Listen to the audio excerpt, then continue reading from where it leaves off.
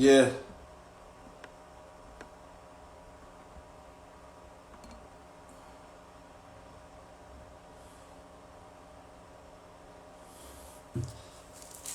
Yeah.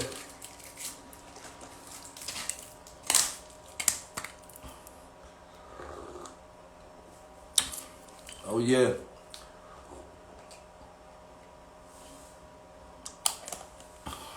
Oh yeah.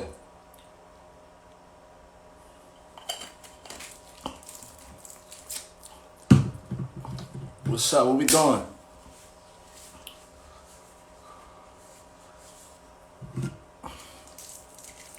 What's up? What we doing? Urs, Dawn, hit me.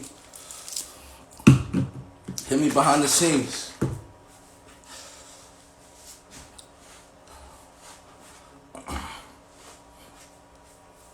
Yeah, baby. I know the vibes. Y'all know the vibes, baby.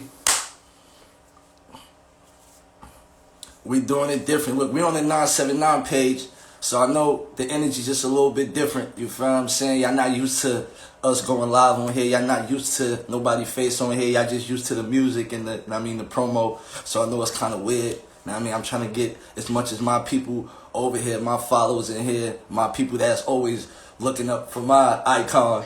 You know what I'm saying? But we got the same energy, we got the same vibe, and y'all already know we on level 10. So let me welcome y'all right now to the show, to the podcast, to the vibe, to the level 10 show, to the tapping with Mr. Level 10. This is what we doing on here, baby. Each and every Wednesday, right here, 8 p.m. This is my new home right here. Today, I'm interviewing my bro. I know Drum for so many years. You know what I mean? Just watching him, just lay that blueprint down for something that I always wanted to do as a DJ. Drama is one of the DJs that I actually look up to. That I always was like, nah, that's the move that you got to make right there. So shout out to DJ Drama. I'm about to tap my bro in like 2 more minutes. He just joined the chat, so I'm gonna tap in with him. I'm gonna have Drama. We gonna talk for like a good little 20-30 minutes. See what's going on with him. Y'all know how we do it already. You feel what I'm saying? Dawn, I agree. We have to get another device so I can be on 2 different things at one time. Because the people are not used to me coming on the radio station page. They're used to my page and my energy. You feel what I'm saying? They're not used to the radio page, but we're going to get them used to the radio page because it's the same energy. And again, it's me. Your boy's on here. I'm taking it over. We doing it over. It's a new regime. We on a different level this year. Let me talk to my guy Drama real quick. I'm going to turn these comments off, y'all. Y'all know how we doing it.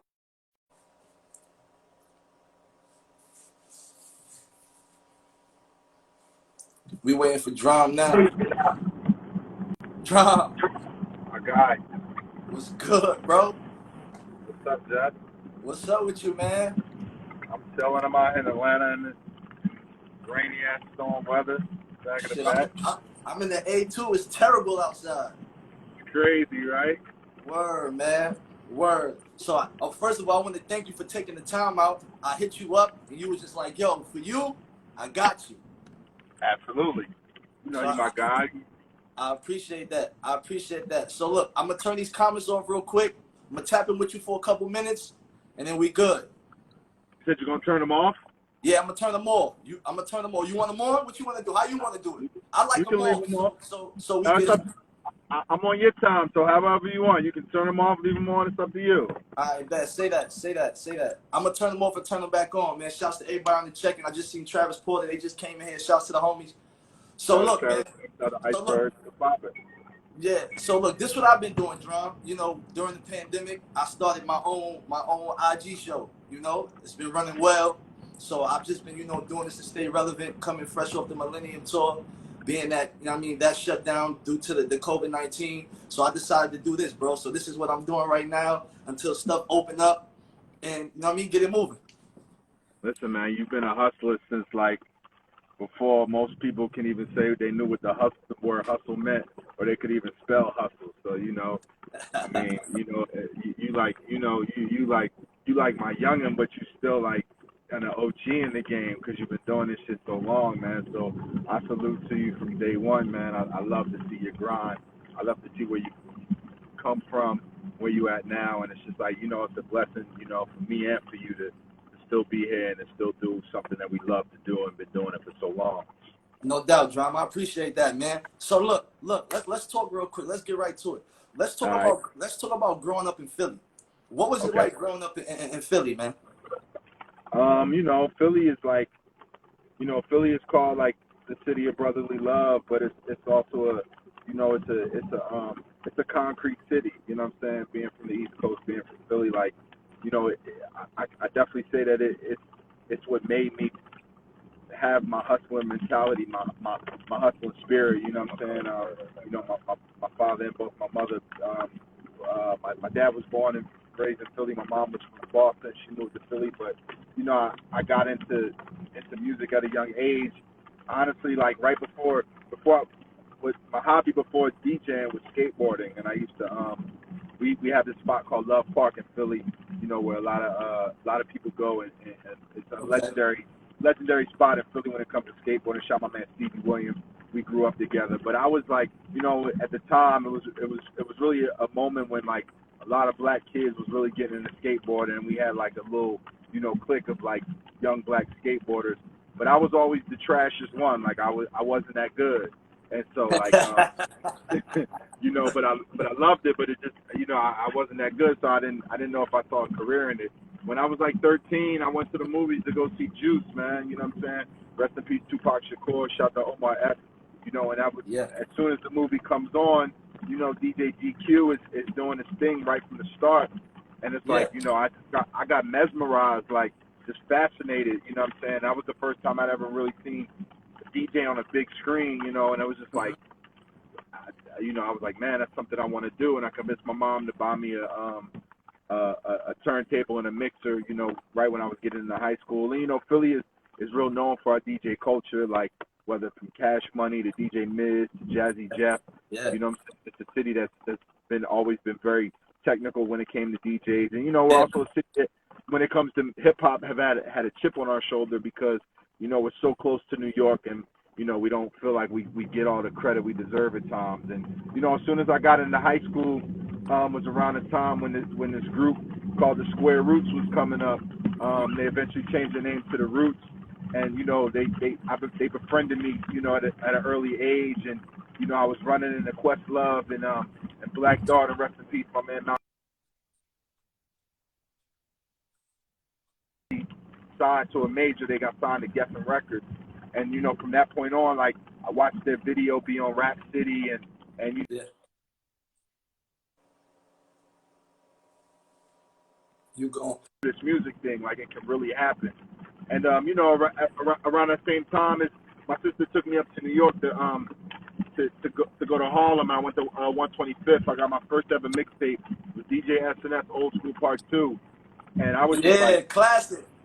I was fascinated, bro. Like, you know, from that moment on, I just, you know, mixtape DJs and mixtapes were just like I just felt like it was, you know, like when I went to school and I had a Clue tape, I was like, I was ahead of the curve, you know what I'm saying? And, you know, I feel like I've always had that addiction to new shit and just being like, you know, ahead of what everybody else was on. So the mixtape culture just really fascinated me.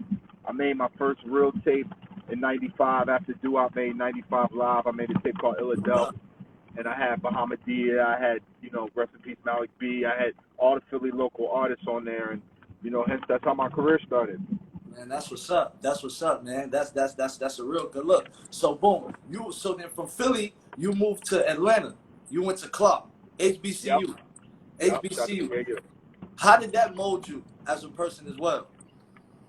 It molded me in a lot of ways. One, it was like, you know, Atlanta and the AUC, the Atlanta University Center, is like it's a melting pot of young people of color from all over the country and all over the world. So, you know, at the time, I can say I was a real East Coast type of DJ in a sense, and you know, coming to college really taught me how to have to really like please a lot of different crowds. You know, niggas from DC one day had go-go, niggas from Miami one day had bass, you know, niggas from Texas one day had they shit. Like, LA wanted to hear. Everybody wanted to hear, you know, they shit, and I had to respect it because, you know, the same way I felt about, you know, the music that I was into at the time, it was how everybody from all over was feeling. And so, you know, it definitely molded me into like being well-rounded in a sense. And then, you know, I also very early on, when I got to college, I met my best friends who still to this day are my business partners. I met DJ Sense, Trendsetter Sense. I met Don Cannon. I met Lake Show. I met BL. You know, we all like, you know, we literally met at college and was all doing our thing and coming up together. Right. And then when I was at school, I like, you know, it was a great place for me to hustle. Like I used to literally in between classes sell mixtapes, and I used to set up on campus, and you know, people were like, "Who's DJ Drama?" I'd be like, "Yo, I don't know. I just, you know, I worked for him. He told me to be out here. You know what I'm saying? Got what you need. I got 1 for 5, 2 for 7."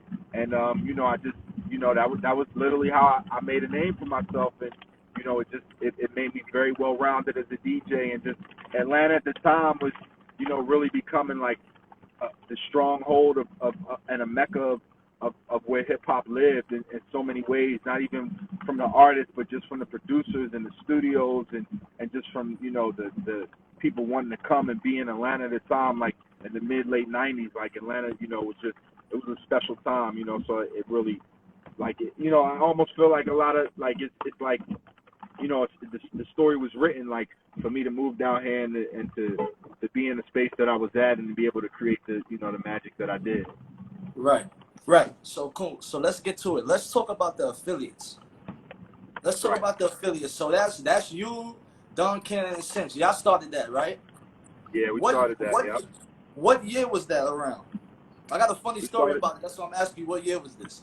We started 2000 what? 2, 3?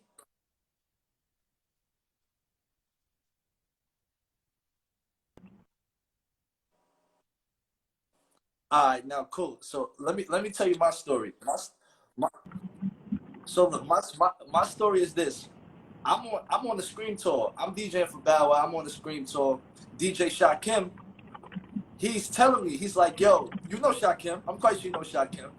Shakim, he's telling me, he's like, yo, listen, man, you know, I'm down with the Super Friends, but yo, it's the affiliates, just like they taking over, like that's drama. He was like, yo, I say, man, I need to get down with that team then. Shakim was telling me this when I was 11, 12 years old, bro. So I'm like, man, I'm going to tell you what topped it off, though. When y'all got them big-ass affiliate chains, I was like, holy shit.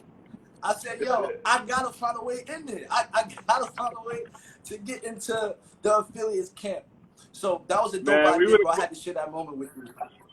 We would have put you down. That was nothing. You should have let us know. It's crazy because you know what's funny? I'm gonna tell you another funny part of that story is that Salute to Shakim, you know, one of my favorite DJs of all time. Yeah. Back then when y'all was on tour and it was those early years, I literally I went to Shakim and said, yo, you need to get Bow Wow to do a Gangsta Grills. But Gangsta Grills was far from what it is now. Yep. And I said, you need to tell Bow Wow he should do this mixtape with me called Gangsta Grills. But you know, that would have been crazy. Didn't get to do it at the time. Yeah. Yo, that would have been really crazy. Yeah, that's a funny part of the story. Damn, I wish Bow would. I wish that would have went through, man. Cause that Gangsta Grills, that whole movement, man, is just a legendary, monumental moment, bro, for the culture, man. Absolutely. Like, I appreciate that. Like that right there. When Gangsta Grills dropped, there was no other mixtapes moving like that. Nobody else was ringing bells. It didn't matter. Gangsta Grills, that's what we were waiting for. Good looking. I mean, you know, I could say arguably Gangsta Grills is like the most important mixtape series of all time, for sure. Yeah. Especially at the time that you was doing it. Especially at that time, and the artists, bro, you done touch so many artists, man. You done revamp so many careers, and you know, just set the bar, bro. And it's great that you did that. It's really great that you did that. So with the Gangsta Grills, how did that even come about? Like, did you think of it? Was it your idea? How did it come about? Yeah, I mean, early on, like in the early 2000s, when I was making mixtapes, I had like, I was kind of hustling on my own. So when I would go out and like go to I would go back to Clark or go to Georgia State or wherever, I had to pretty much have I had a reggae tape, I had a neo soul tape, I had a East Coast tape, I had a South tape. So I had to have something for everybody when they came to my table to, cop a mixtape. And we actually got offered by Emperor Cersei to he offered me a sense to sponsor us for a table at Birthday Bash, a big, obviously, like the Summer Jam of Yeah. Atlanta. And I needed a new title for like the South tape at the time. So I just was like playing around with ideas in my head, trying to come up with a name. And I just came up with Gangsta Grills, and Sense was like, yeah, that sounds cool. And that was originally how the concept started. And at the time, it was just it was a mixtape like any other mixtape, like the hottest songs in the South per se. And around this time, I had just I had just met Ti. Shout out to Jason Jeter. We had established a relationship, and for a couple of years, Gangsta Grills was just a compilation mixtape like everything else. Uh-huh. And then Tip and Jeter came to me with the idea like, yo, let's do a whole Gangsta Grills with just Grand Hustle, like with just Tip. And I was like, hell yeah, and at the time I was a big fan of Who Kid and 50 and Yeah. Green Lantern and what niggas was doing.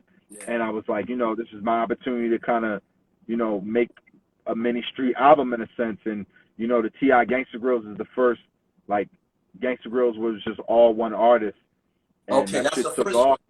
Ti. So Ti Yeah. is the very first Gangsta Grills. T.I. is not the first Gangsta Grills, but T.I. is the first Gangsta Grills that was all one artist. It started with Tip. Okay. Yeah. Okay. And then, around that same time, I was living in the Fourth Ward.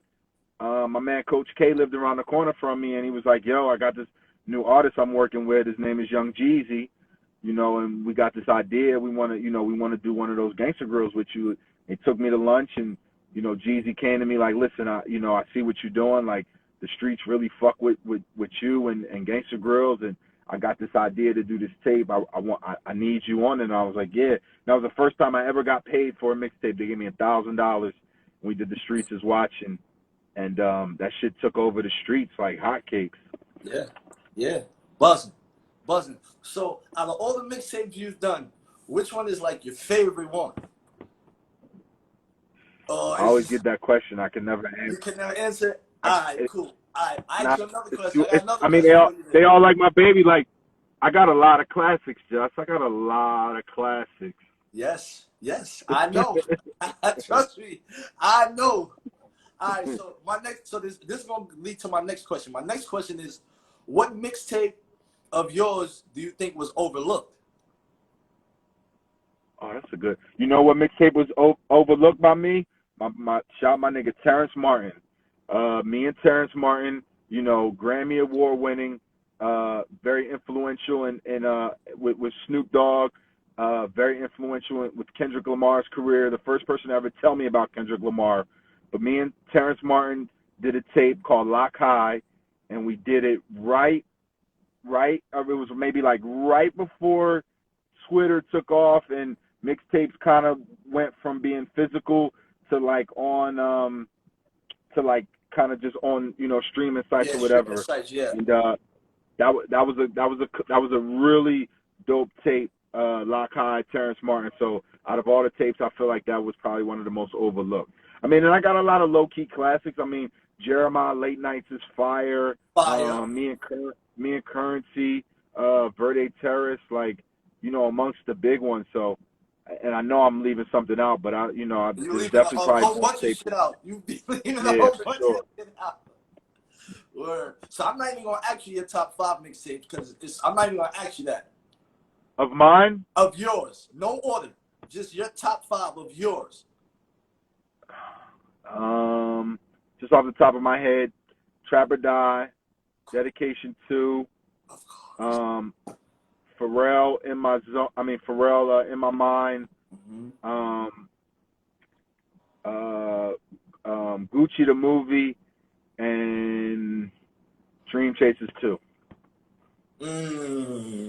Yeah, yeah. Yo, Drum, let me ask you this. When you talk on tracks, right? Are you writing this shit down, what you saying, or you just going in there and flowing? Because the stuff you be saying on these tracks, the way you introduce these tracks and talk on these tracks, I'm like, yo, what was Drum thinking on some of this shit? Like, how do you get your sayings? How do you get, like, what type of zone do you be in? I honestly, I like to, I feel like I'm an addition to the music in a lot of ways. So I like to add flavor. So, I listen to the music and I creatively come up with things. I mean, there's times when I think of things and I write it down. I'll tell you an interesting story.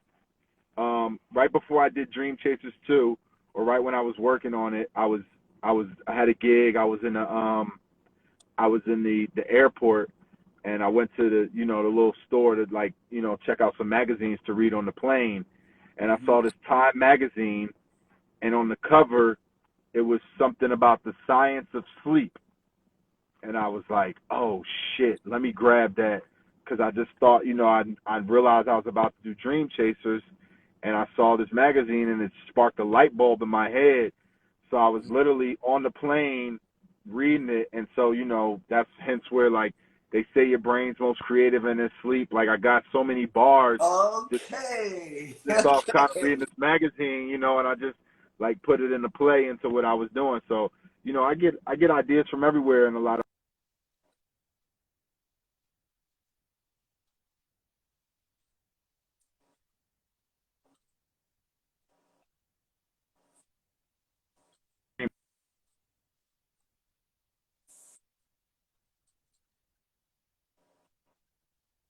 you there? Nah, yeah, I'm here. Nah, I'm listening. yeah, You a little choppy, but I'm here. yeah, but I just feel like Yeah, you a I little like to choppy, come bro. with. Can you hear me now? We good. Yeah, we good. All right, cool. Yeah. All right, so boom. So I got a couple more questions for you, bro. Then we can wrap this thing up. So boom, what do you look for in an artist? When you're looking for an artist and you want to sign an artist, you want to work with artists, what are you looking for in an artist? I can't even answer that because I just feel like you never know where greatness comes from. You know what I'm saying? Like the position that I'm in, a lot of the artists that come to me from people around me in my circle, part of my camp, and I'm pretty open a lot of times. Like I'm somebody brings me something, I'm like, what are we doing? Let's do it. You know what I'm saying? Right. Because Right. you never know. You know what I'm saying? You never know. If you look at some of the greatest of all time, if you look at where they came from, like who would have ever thought? You know what I'm saying? So and I've missed more than I've uh been a part of per se, or not been a part of. I've been a part of a lot of careers, but necessarily signed. But you know what I'm saying. So I just try not to be stubborn in my ways and just never overlook something. I mean, there's things that I enjoy musically, but then there's some things that I might not hear. My ear might not be trained for that. But if there's others around me that it's moving or it's got a movement to it, I'm rocking. Okay, cool. So now, what new current projects are you working on? No, you got the Generation Now. Yeah, so Yeah. we working on Jack Harlow's new album. Okay. That's Okay. definitely coming this year. Seti Hendrix, shout out to Duval, Jacksonville. Uh-huh. Seti Hendrix is up next, and we just signed this R&B artist named Carvina. So we're definitely in the process of getting her right and introducing her to the world. All right, that's a real good look, man. So this is my last question, bro. We was talking mixtapes, and I have to bring up one of my favorite mixtapes that you've done, and I was just listening to it today. Crenshaw with Nipsey. I don't know how I left that out. I got too many, bro. Yeah, It's too listen, I five is know, not enough. Yeah, I Crenshaw, know, man. I I mean, know. So, shout my bro. Go ahead. so lastly, man, I just want you to share a moment with Nipsey, man, and talk about the Crenshaw project. It's crazy because me and Nip I know Nip like from I'm probably met Nip for the first time in '06, '07, on Sunset, and him running up to me and telling me, who he was and per se, and you know, we've always had a great rapport, a great relationship. And it's this restaurant called Volcano in LA. And around 2012 or maybe 2013, I think 2012, you know, I happened to run into him, and you know, I was just like, bro, it's, you know, and he was kind of in between situations, and I was like, you know, now's the time, like we should do the tape. And he was like, yo, I actually got this idea to do this like $100 mixtape. I was like, you know, let's do it. Like, he was like, yeah, I think this is the one I need to be the Gangsta Grills. And you know, that turned out to be Crenshaw, which was you know, we all know is a very important mixtape in Nip's career.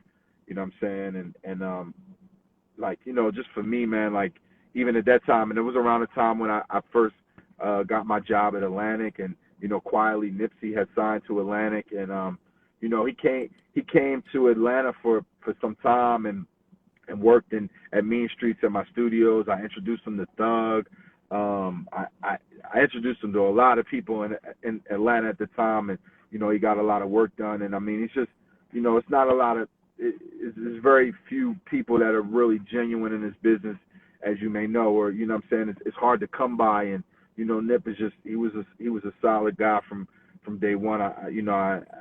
Just to, you know, for Crenshaw to be a part of the Gangsta Grills series and collection, it's like, you know, it's honorary and it's legendary, and it's definitely one of my favorites. That's dope. That's dope. That's dope, John. Well, listen, man, I appreciate you for tapping in with me, bro. Love, always tapping in with me. Hold on, somebody in these comments, my man Melly Mel is in these comments. Yeah, I just seen Melly Mel. He just said there's no competition too about that. And he's right, Melly. It's hard. That's it's so hard. I got so many, man. I don't want to leave my nigga Loso out. Loso, that's definitely, there's no competition. It's definitely one of the classics. I can't leave 2 Chainz out. I can't leave Chris Brown out. It's in my so zone with Chris Brown. Yeah, oh my God. It's tough, man. I got a lot, man. Oh my God. Oh my God, yo. You got so many mixtapes, man. Drum, listen, I can keep you all fucking day on here. We can just talk. But I really want to have a face-to-face sit down with you so we can really chop this shit up. We can get to the spicy stuff. We keep it on the internet. You know how the internet like to rip shit and take shit and twist shit around. So we just want to keep it just like this. Keep it real right. We ain't going to spice it up too much. We going to do it just like this. You know what I mean? My brother, man. I appreciate you for tapping in. Real shit. Love you, bro. Salute, man. Yeah. Holla at me anytime. I will. You know that, Drum. Appreciate you. All right. My dog. Man, shouts to my big brother, man. My big bro, DJ Drama. I told y'all it's nothing new. We've been rocking. We've been family. It's all about timing, baby. Drama, I appreciate you. Mr. Thanksgiving, motherfucking record exec, tour DJ, a legend. No matter on what platform, radio, tours, mixtapes, this is what my guy do, man. Shouts to Quarantine Studios. Shouts to 730. Shouts to the Dips. Shouts to 979 The Plug Radio. Shouts to all the loyal listeners, all the loyal supporters, all the fans, everybody that's tapped in every Wednesday with us. Do remember, every Wednesday, 8 p.m., I'm bringing the hottest guests. We chopping it up. We doing a tap-in, all right? Every Friday at 5:30. You can listen to me on 979, theplugradio.com. I got that Vibe at 5 mix, and it's going down, man. You know, we bringing that energy, we bringing that love, we bringing that flavor. Check my page out for the next guest, and we already locked up till September, so we just gonna keep dropping it. And what my man Drum said, and just like that, we go. Level 10 for ups. You know that.